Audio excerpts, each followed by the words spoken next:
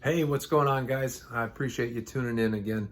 I am talking this week about week 2 of the half marathon plan. So I'm going to recap last week and tell you about what's coming up this next week. So I really appreciate you coming in and listening to what I have to say and what I'm going through. So this is the Hal Higdon Half Marathon Novice 2 plan. So I kind of messed up the explanation last week in trying to explain what I had to do to adjust it. So, like I said last week, most marathons and half marathons seem to be run on Sundays. So that's how he has his plan set up. So that Sunday is your cross training day and the final week is the half marathon.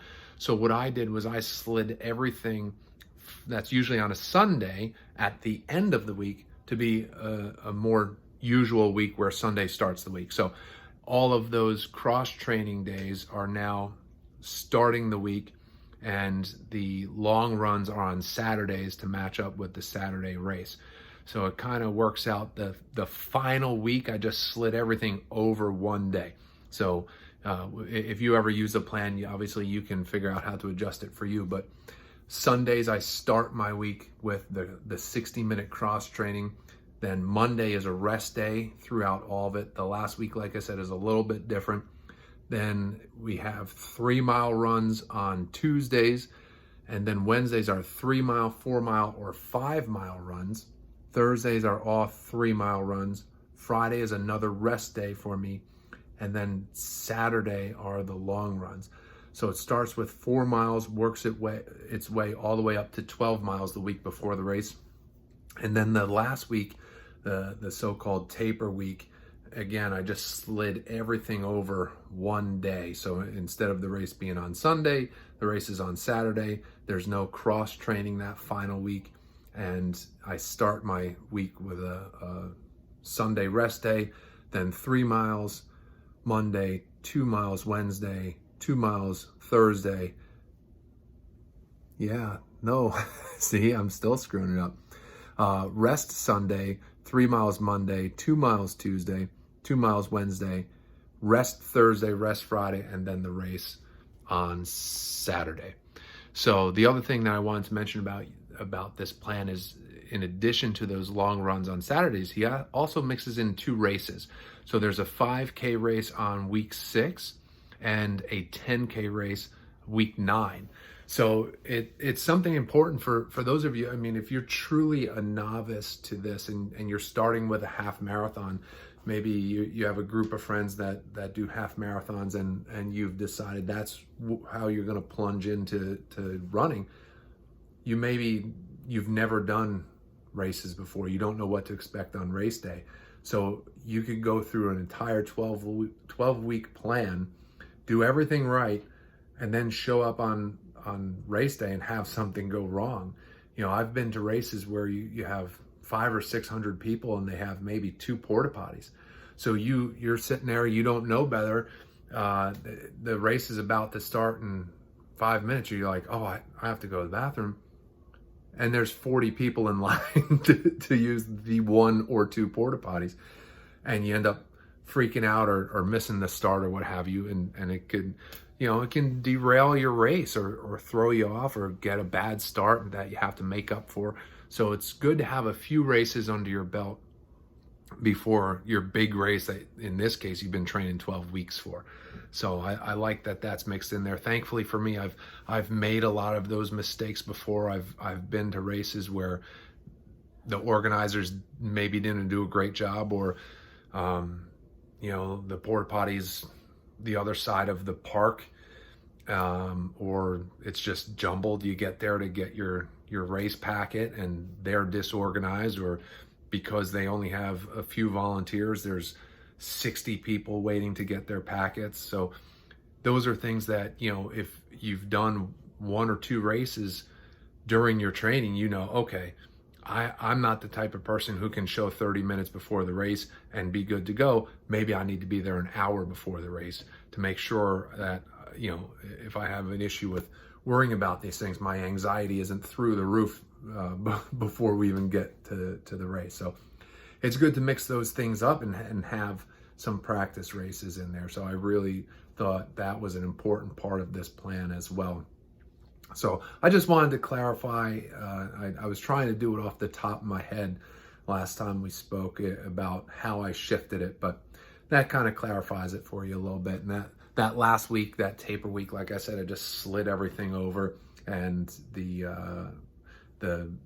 all of the cross train days are Sunday starting the week instead of starting the week on Monday. So that's what I did today, starting week 2.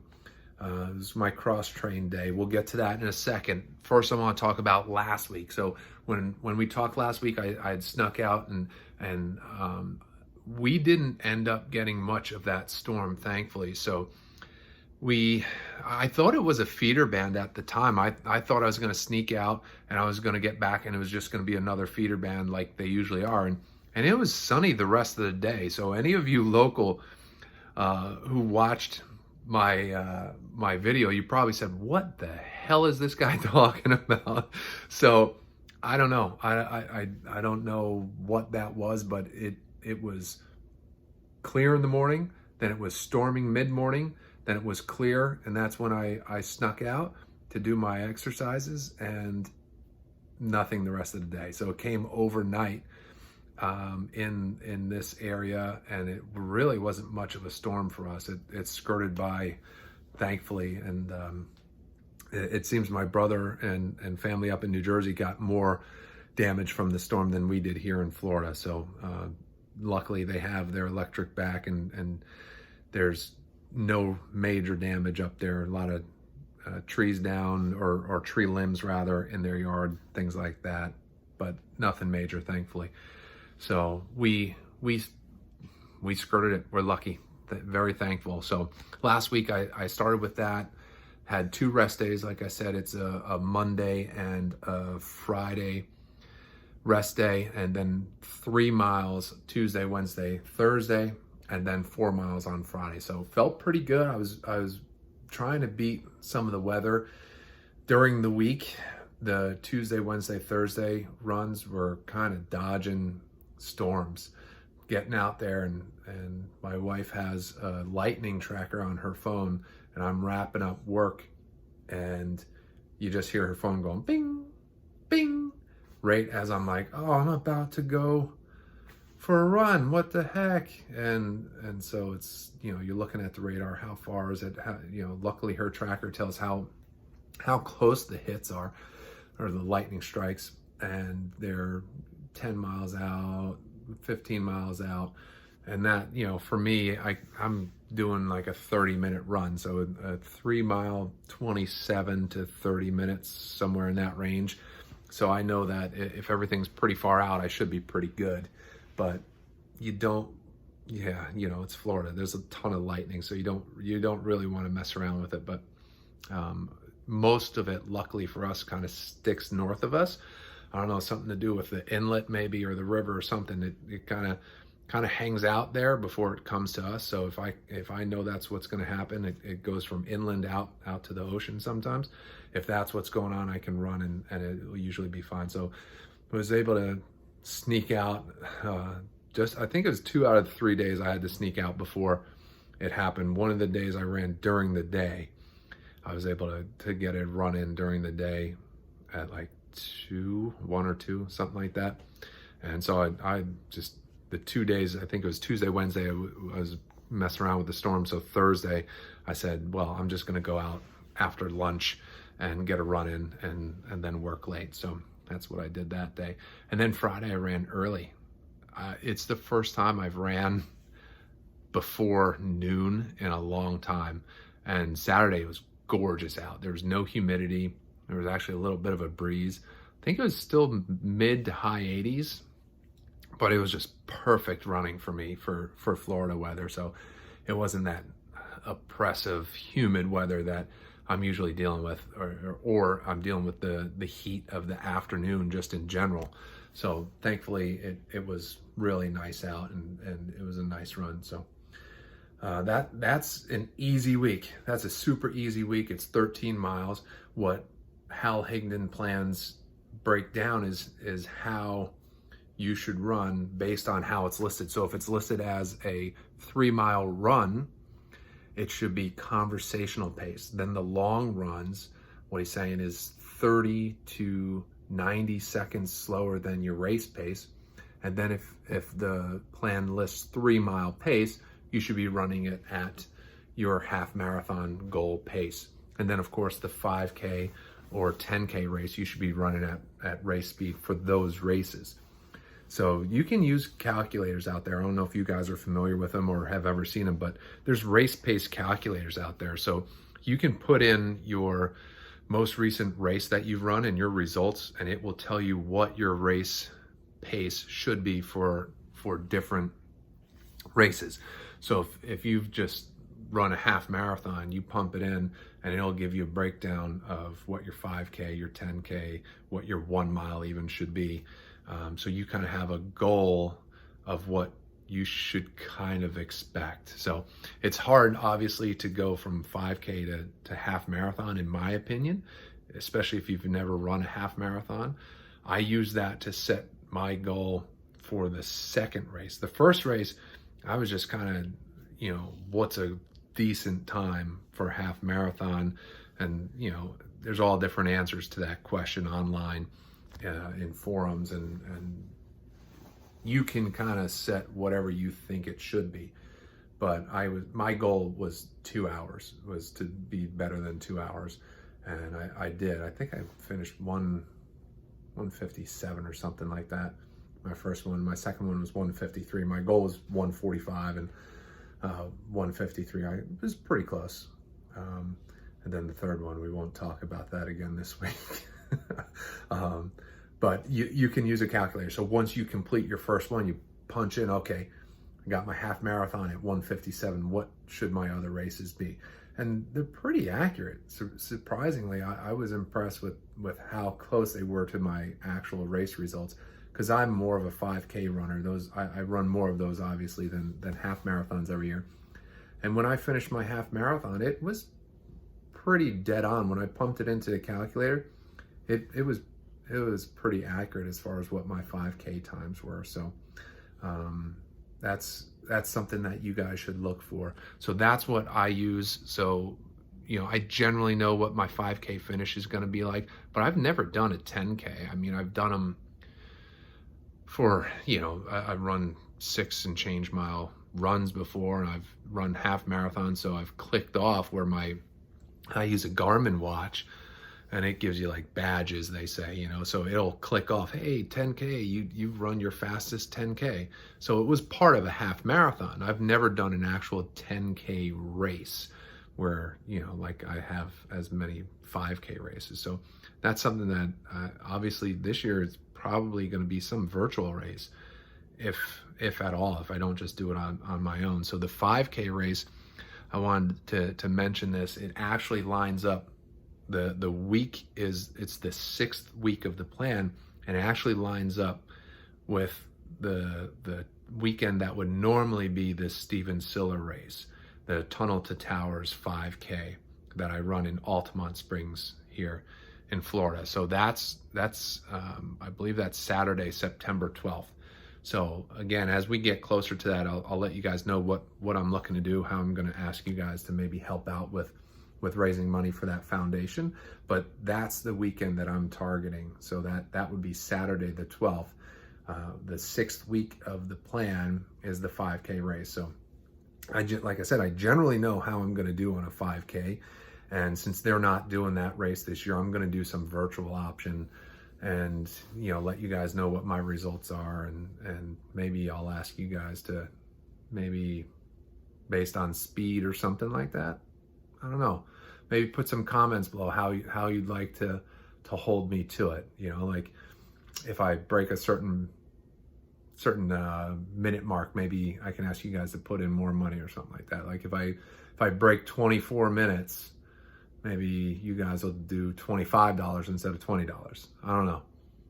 Give me some ideas, because a sub 24 is pretty quick for me, and I think that might be a good goal, because that's better than 8 minutes per mile, and I think that's my half marathon pace is 8 minutes per mile. So I should be able to do better than that for 5K. So I think my fastest 5K ever is 24:03 maybe. I'll have to get back to you on that, but I think that's what we'll do. You guys put some comments down there how you want to hold me to it, and maybe we'll do, yeah, I'm thinking now, huh? Maybe we'll do like a $10 donation or a $15 donation, and if I get a sub 24, you'll do a $25 donation to the Stephen Siller Tunnel to Towers Foundation. I think that's what we'll do. $15. If I can ask you guys to do $10 or $15, but if I break 24-minute 5K, you guys will do a $25 donation. I think that's what we'll do. I'll double check my times, because if it's too close, I mean, you know, I'm gonna break it. if we're putting money on it, I'm gonna make sure that I break 24 minutes. But anyway, we'll get some details on it. Put some comments down below what you want me to do, what the benchmark should be, what you think the bet should be, the wager, whether it's 15 if I don't do it, 25 if I do it. Tell me what you guys think is fair. Stephen Siller, Tunnel to Towers Foundation. I'm putting it on you guys to do some research currently to see what they do, who they help out, the story of Stephen Siller. Read up on it. Every year on Facebook, I talk about it. I share their stuff all the time. So take a look, and we'll get back to you for week 6, which is September 6th through September 12th. So Saturday, September 12th, 5K, we'll do a virtual 5K option, and I'll post my results, and I'll ask you guys to make a wager with me. So everybody who is willing to and wants to make a donation, the wager will be a $10 benefit to the foundation if I beat a benchmark. So put some comments down below. Let me know if you guys think that's fair, if that's a good idea. And then week 9 is the 10K race. So like I said, I've never officially done a 10K. I might try and find a virtual 10K race. This way I can get a t-shirt, you know, maybe get a medal too. Nice big fat medal. That would be cool. So I'll look into it, see what they have. That's the week of, that's almost my birthday weekend. That's September 27th to October 3rd. So that'll be right before my 31st birthday.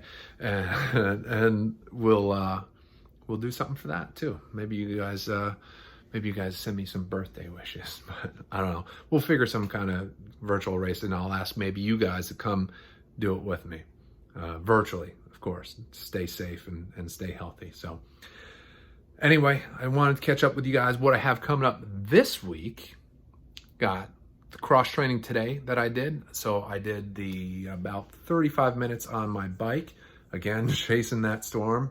It was thunder and lightning all over the place north of us. Got back to the house, did some workout in the backyard. I do sit-ups, push-ups, and inverted rows right there on the kids' swing set. They got the rings, so I can do inverted rows there. And then did some more of that physical therapy that I was telling you guys about last week on my hip. So I had a weird thing this week. So I was rolling out my quadriceps. It's almost like a chef's pastry roller, but it's got these nubbies on them, and it's all different sizes. You can really dig into your muscles with it. So I was getting after my right thigh. Back in the day, I was playing co-ed corporate softball up in Jersey City, New Jersey with the company I worked for. And I actually partially tore my quad. And I forget now, it's so long ago, believe it or not. I forget which leg it was, but I'm pretty sure it was my right leg. And during this whole hip thing, I've discovered that in that quadricep, there is a big old nasty knot that constantly comes back in one of the muscle groups that goes through your leg. So the other night I decided to really get after it and just beat myself up with this rolling pin type torture device that I bought. And it was weird. It like really got angry and inflamed, and it's like this big old knot in there now. So then the next time I ran, so I did that Thursday night. Friday was a rest day, like I said. Then Saturday was a 4-mile run and it felt fine, but it's like, it hurts to the touch because I beat it up so much. I think it's probably more the skin. So I was really pushing on it. So I don't know if that just like a little surface skin, I don't know if you'd call that a contusion. I don't know, but it's pissed off at me. I don't blame it. So anyway, that's one of the things you got to be careful with when you're rehabbing is doing new things or being too aggressive with foam rollers or stuff like that. You can't really hurt yourself, but you can be sore from it. So, you know, you got to make sure you drink a lot of water. Same thing with like, I've never had a really good deep tissue massage, but supposedly when you get that done, you got to drink a ton of water because your muscles and your body's releasing toxins. That's the way it's been explained to me. And so that's what I do after I foam roll. I drink a ton of water, make sure that, you know, I can flush out those toxins. I don't know if that's an old wives' tale, but that's what I do because of what I've been told. Anyway, I digress. So week 2, cross train. I did that today. Got a beautiful rest day tomorrow. Got 3 miles, 3 miles, 3 miles again this week. Rest day Friday, and then a semi-long run on Saturday of 5 miles. So like I was saying the other day, 5 miles, that's really my bread and butter. I started getting back into longer runs because I knew I was building up to this. So that's my typical mix in quasi long run. So usually 3 miles, 4 miles, 5 miles. That's what I like to do. So, you know, every once in a while I'll mix in a 6 or 7 mile run. But so again, relatively straightforward, average-ish week for me. So I'm looking forward to it, and I'm feeling pretty good. It's tough running in the heat of the day in the afternoon, but we're getting it done. We're getting the miles under our belt, and we'll be ready for the race later in October. So love you guys. Again, I appreciate you tuning in and hearing what I have to say. And again, leave some comments down below about these plans, any half marathon plans that you guys have done, how they do it, whether they base it on mileage, base it on effort, heart rate, you know, how are you guys training, and who are you using to help guide you through? You know, do you base it on just effort and results will be results, or do you look for a specific result and train to that?